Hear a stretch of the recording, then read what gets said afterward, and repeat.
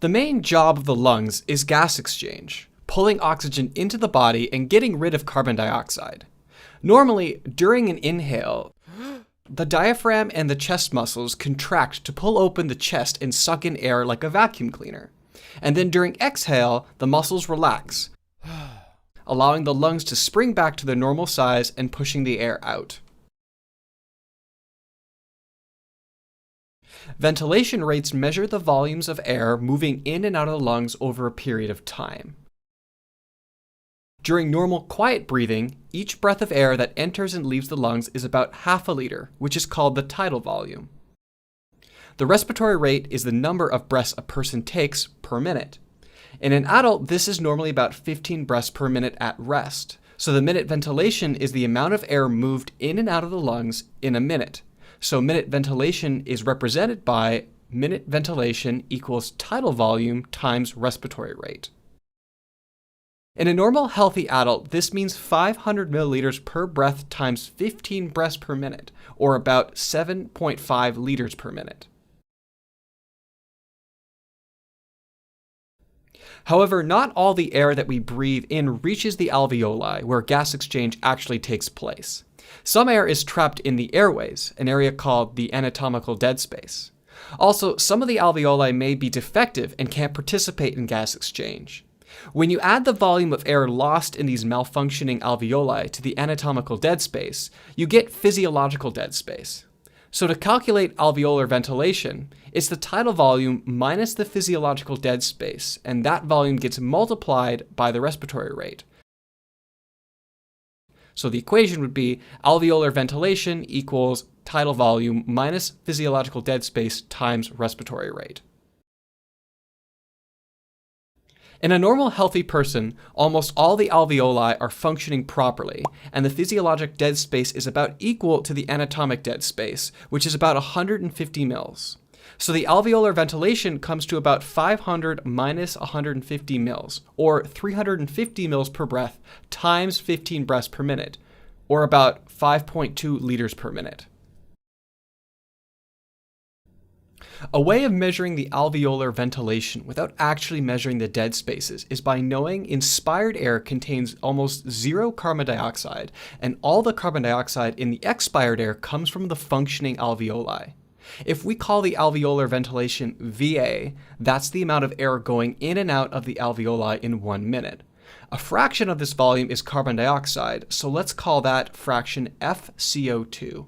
So the volume of carbon dioxide, VCO2, is calculated by VCO2 equals VA times FCO2, or VA equals VCO2 divided by FCO2.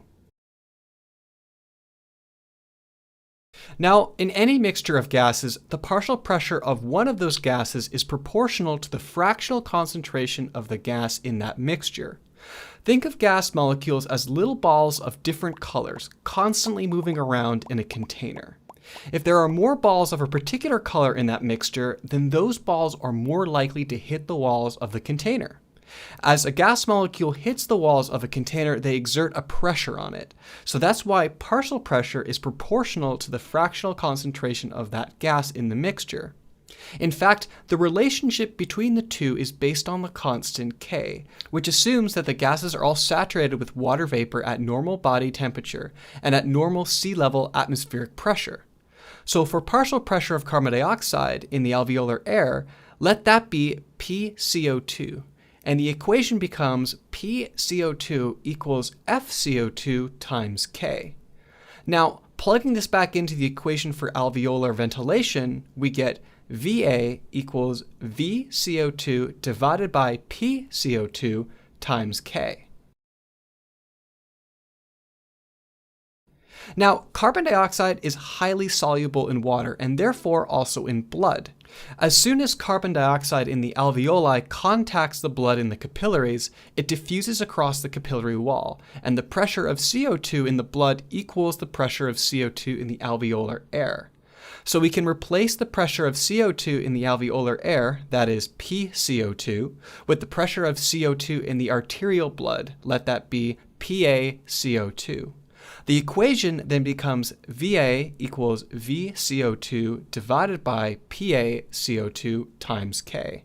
This is known as the alveolar ventilation equation, and it describes the inverse relationship between the alveolar ventilation and the partial pressure of CO2 in the alveolar air, as well as the pulmonary arteries. This inverse relation is kind of intuitive as well. Air in the alveoli helps remove CO2 from the blood. More air ventilating the alveoli means less CO2 in the blood, and vice versa. One physiological implication of this is that when a person is breathing in and out more frequently than normal, that is hyperventilating. The concentration of carbon dioxide in the blood starts to fall. This leads to alkalosis of the blood and can cause dizziness and anxiety. On the flip side, when we start producing too much carbon dioxide, like when we're exercising, we need to get it out. In that situation, the respiratory rate and tidal volume increase, and that makes the alveolar ventilation go up. Alright, as a quick recap, minute ventilation is the total volume that enters and exits the lungs in a minute, and alveolar ventilation is the same thing after correcting for physiological dead space.